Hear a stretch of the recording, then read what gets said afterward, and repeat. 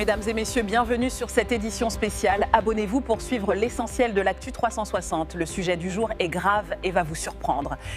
Monsieur le Premier ministre, Monsieur le Président du Conseil national de transition, Monsieur le Président des institutions de la République, le professeur Diongouna Traoré, ancien président de la République du Mali,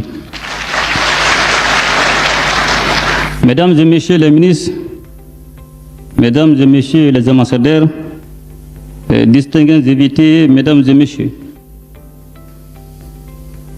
je voudrais avant tout propos souhaiter la chaleureuse bienvenue chez vous, au Mali, terre de la Djatigua, à mes frères, les excellences, le capitaine Ibrahim Traoré, président du Faso, chef de l'État, le général d'armée Abdourahmane Tchani, président de la République du Niger, chef de l'État, ainsi qu'à tous les membres de vos délégations respectives. Oh, bismillah.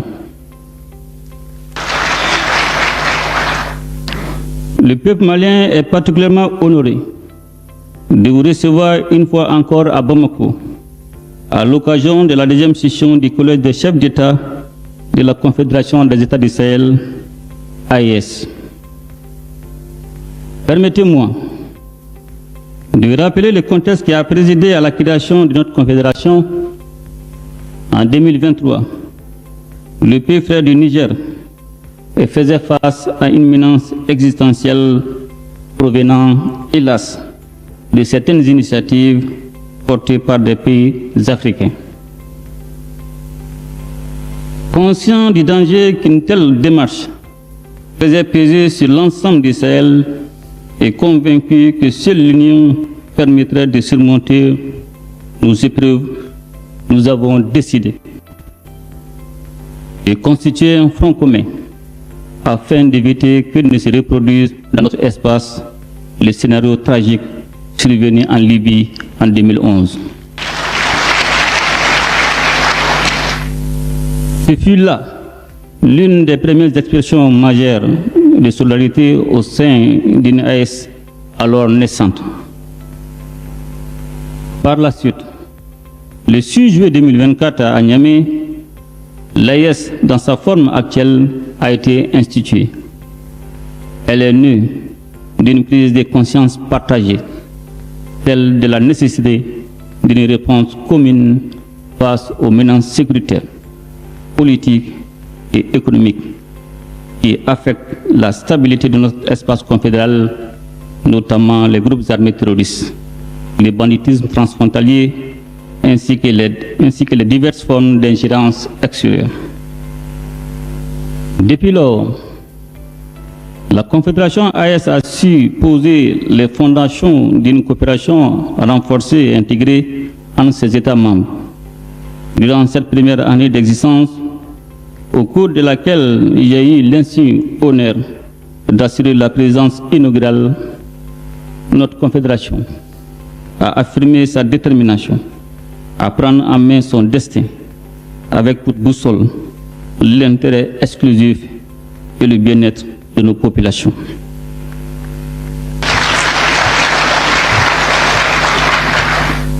Je tiens à cet égard à saluer l'engagement sans faille de nos voyantes populations confédérales qui ont très tôt compris les enjeux de notre combat et nous ont accompagnés par des actes concrets. Les remarquables résilience saluée par certains et incomprise par d'autres n'est que le reflet de leur adhésion à nos choix stratégiques et aux idéaux portés par l'AES. Je souhaite également rendre un hommage appuyé à la diaspora de l'espace confédéral qui n'est pas demeurée en marge des mutations en cours.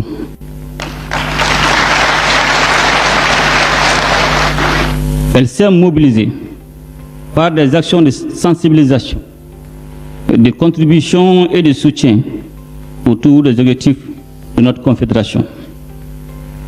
J'ai saisi enfin cette occasion pour exprimer ma profonde gratitude à mes frères, leurs excellences le président Traoré Tchani pour leur solidarité agissante à l'égard de la population malienne qui, depuis l'annonce de la tenue de cette deuxième session, subit un terrorisme économique d'une ampleur sans précédent, dont l'objectif est de pousser nos braves populations à la révolte. Malgré cette campagne néfaste, l'AS tient et tiendra face à l'adversité. Il y va de notre survie. Excellences, Messieurs les Présidents, Mesdames et Messieurs, distingués invités, je voudrais à présent faire un bilan des acquis de la Confédération AES autour de ces trois piliers: défense et sécurité, diplomatie, développement. Sur le plan sécuritaire, la coordination entre les forces armées des États membres est devenue une réalité dès les premiers jours de la création de l'AES. Des progrès significatifs ont été enregistrés, permettant entre autres un contrôle renforcé des zones frontalières et une amélioration de la sécurité à l'intérieur de nos États, réduisant considérablement la liberté d'action des groupes armés terroristes. Grâce à l'engagement et au professionnalisme de nos forces de défense et de sécurité, plusieurs milliers de terroristes ont été neutralisés, des centaines de sanctuaires détruits et des quantités importantes d'équipements ont été saisis. Je me réjouis par ailleurs du déploiement progressif de la force unifiée de la Confédération AES, appuyée par des projets de protocoles et des modalités pratiques désormais définies, en vue de répondre efficacement aux défis sécuritaires. Notre Confédération demeure résolument engagée à développer ses propres capacités militaires et sécuritaires en consolidant la force unifiée AES et en renforçant la coordination interarmée. Au-delà d'actions strictement militaires, des initiatives civilo-militaires ont été entreprises dans les zones libérées afin de restaurer l'autorité de l'État, renforcer la coopération entre les forces de défense et les populations et favoriser la cohésion sociale. Ainsi, je voudrais rendre un vibrant hommage à toutes les victimes civiles et militaires tombées sous les coups de la barbarie humaine. À leur mémoire, je vous demande d'observer une minute de silence.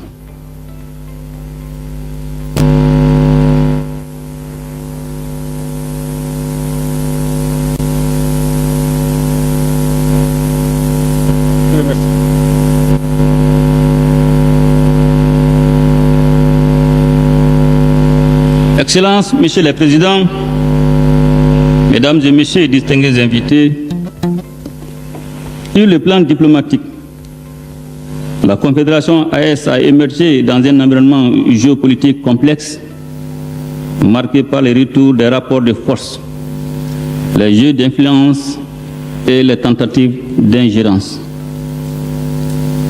Cette réalité nous a conduits à adopter une posture proactive, adaptée et pleinement assumée. Grâce à la cohérence de ses positions et à l'efficacité de son action, la Confédération AES a progressivement su s'imposer sur la scène régionale et internationale en tant qu'entité.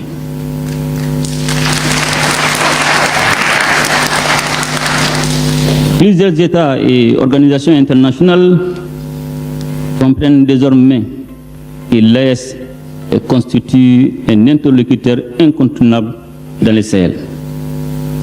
Sous la présidence malienne, les mécanismes de concertation diplomatique institués par les chefs d'État ont permis l'expression de positions communes sur divers sujets d'intérêt partagé, notamment au sein des organisations et instances internationales. La diversification de nos partenariats, y compris avec les puissances émergentes et les organisations internationales, contribuera à renforcer davantage le positionnement géopolitique de l'espace AIS.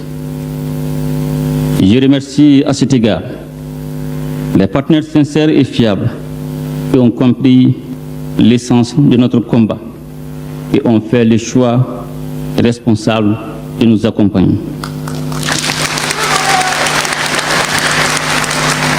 Excellences, Monsieur le Président, Mesdames et Messieurs, distingués invités, sur le plan du développement, notre espace, trop souvent qualifié de pauvre et sous-développé, dispose en réalité d'immenses potentialités agricoles, minières, industrielles, ainsi que d'une démographie favorable. Notre ambition est de bâtir un développement harmonieux fondé sur l'exploitation souveraine de nos ressources au profit exclusif de nos populations et sur la valorisation de notre patrimoine culturel. À cet effet, des initiatives structurantes ont été engagées, notamment la création de la Banque confédérale pour l'investissement et le développement, dotée d'un capital initial de 500 milliards de francs CFA, ainsi que la mise en place du prélèvement confédéral qui constitue des leviers majeurs de financement de nos projets.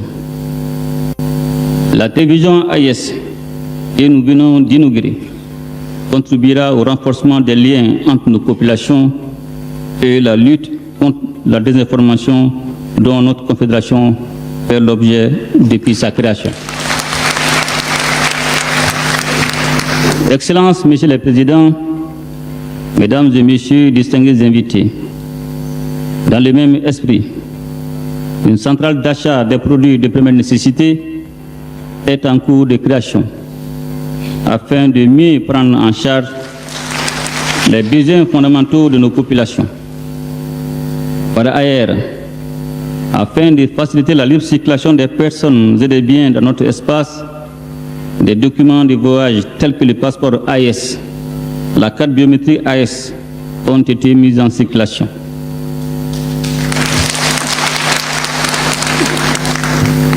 L'avenir de notre confédération en matière de développement économique et social est porteur d'espérance, car nous avons su définir et mettre en œuvre des politiques visant à garantir la souveraineté sur nos ressources et sur nos choix économiques. Comme perspective, la poursuite des chantiers d'importants projets d'infrastructure pour le désenclavement interne et externe de la Confédération AIS sont en cours de réalisation, à savoir une compagnie aérienne, une autoroute et un chemin de fer reliant Bamako, Niamey, Ouagadougou.